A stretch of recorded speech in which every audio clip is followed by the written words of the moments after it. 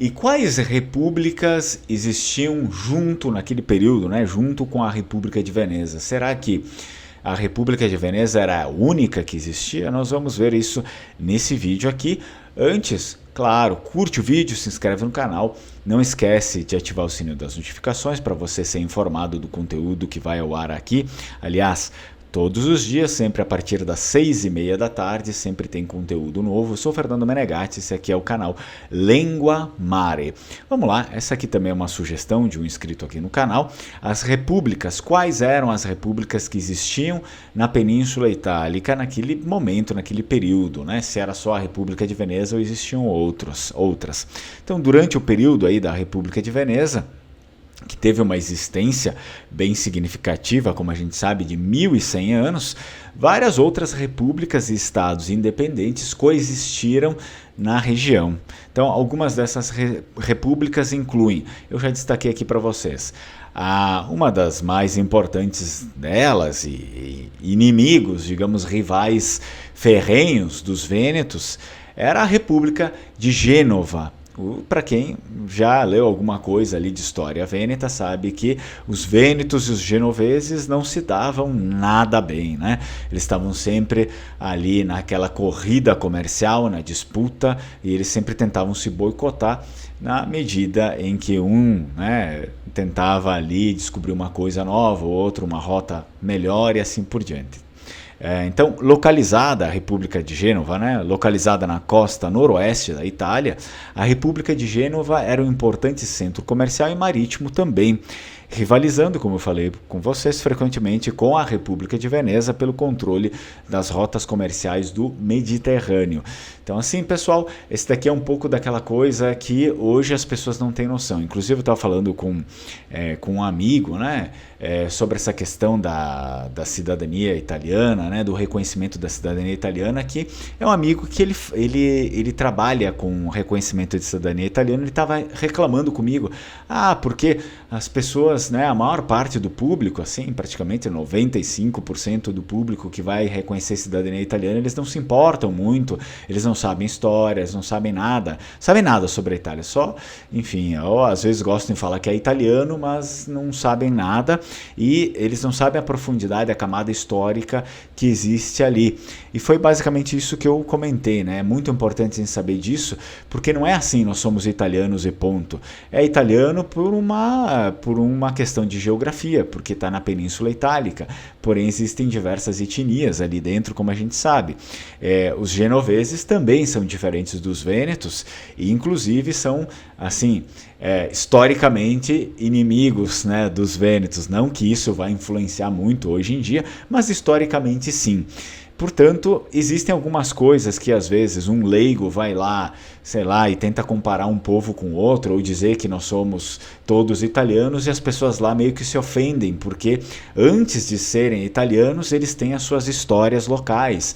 Eles não se sujeitam a dizer que eu sou igual a um vêneto, eu que sou genovês, eu sou a mesma coisa que um vêneto, eu que sou vêneto, eu sou a mesma coisa que um genovês, ou assim por diante, ou eu sou como um romano. Então, é preciso ter um certo cuidado com isso, porque é o mesmo dizer assim, nós somos todos brasileiros, e falar que, sei lá, um carioca é igual a um gaúcho. Não é, a gente sabe que existem aí coisas bem diferentes, todo o contexto histórico, etnicamente, muitas vezes também, né, tem um contexto muito diferente. Então, vocês precisam respeitar essas coisas e saber que existe essa diferença. É por isso que a maior parte dos descendentes, né, que vão para lá, eles não conseguem, digamos, ter uma vida social com as pessoas de lá.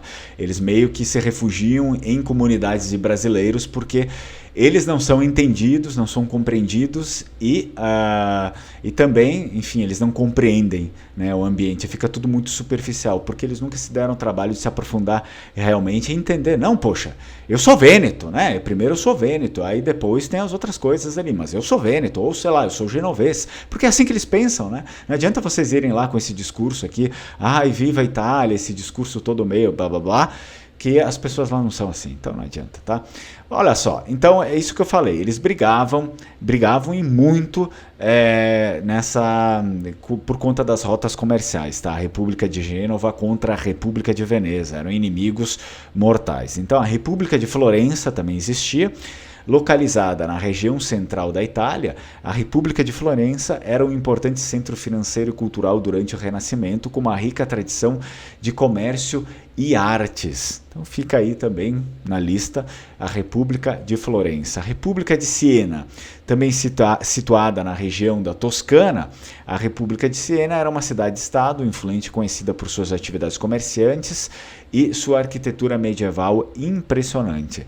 E depois nós temos, inclusive, a República de Lucca, uma pequena república localizada na Toscana também, né? Lucca também desempenhou um papel no comércio regional.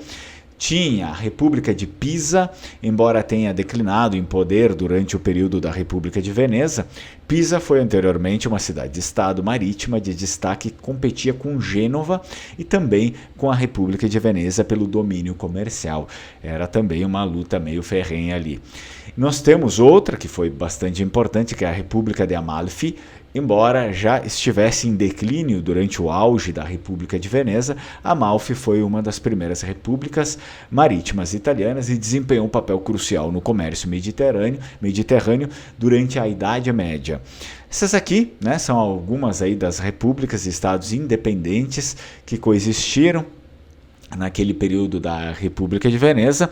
É preciso lembrar que a Itália não era um país, né? Muitas pessoas acham que a Itália sempre foi um país, desde a Idade Média. A Itália é o país, né? Enfim, não era assim. A maior parte da história da Itália, ela era só um trecho de terra, uma península, que estava fragmentada em várias entidades políticas, tá? Então, muitas das quais, como a gente viu aqui, elas competiam entre si pelos controles do comércio territorial e também pela influência política na Europa inteira, e não só dentro da Itália, tá? E aí, o cenário político e as relações entre essas repúblicas, ou enfim, muitas vezes não eram repúblicas, eram, sei lá, principados, e assim também acontecia, né? Tinham outras formas de governo também. Então, muitas vezes, era frequente assim, alianças para um derrotar o outro. Acontecia isso, mas também rivalidades e conflitos entre elas. Às vezes eles se reuniam para, enfim, para ir lá e conseguir uma coisa melhor, mas depois eles voltavam e começava de novo toda aquela rivalidade lá, tá? Então, tornando assim a história da península, né, da Itália medieval e renascentista extremamente complexa e dinâmica. É por isso que às vezes também eu entendo as pessoas que ninguém, né, enfim, não estudaram isso, não tiveram um aprofundamento maior. Eu entendo que é difícil entender a história da Itália em si, ainda mais porque hoje não se divulga, porque hoje muitas vezes não se tem essa prioridade de falar sobre isso, né? Se consagra ali a nação, né, a Itália como nação, e eles meio que ficam ocultando o passado justamente para as pessoas esquecerem o passado. Mas eu não acho legal isso, eu acho legal que o legal realmente, o bacana da Itália é aquilo que ela teve, que ela viveu. Se vocês forem pegar no momento da República, parece que é só um país-eco, né, de fim terceira linha, que não fez muita coisa. Parece, sei lá, um paizinho ali que nasceu ontem, que não tem história, que, enfim, nunca mandou em porcaria nenhuma, nunca fez nada. Porque quando a gente pega a história da Itália de riqueza, de pujança, né? Aquela história dourada da Itália é quando não era o país, quando não era a Itália, é quando eles se dividiam em várias potências, né? Assim, no momento que eles conseguiram controlar praticamente boa fatia ali do comércio, boa parte do que existia no mundo. Essa era a história rica da Itália, e não a história que a gente tem hoje. Não estou querendo, né, influenciar nada, separatismo, esse tipo de coisa, mas eu acho que não deve ser ocultada justamente a melhor história, a melhor parte. Vocês estão querendo ocultar, vocês não, mas muitas pessoas, tá? Então não dá para ocultar a melhor parte da história e ficar só com aquilo que murchou, não tem mais nada, né? Então, acho que vocês me entenderam. Se vocês gostaram do vídeo, deixa o comentário aí, curte, não esquece. E se não tem nada para comentar, deixa aquele emoji lá, um leão, alguma coisa ali, porque ajuda o vídeo bastante. Vi ringrazio, tchau, tchau, Strucon.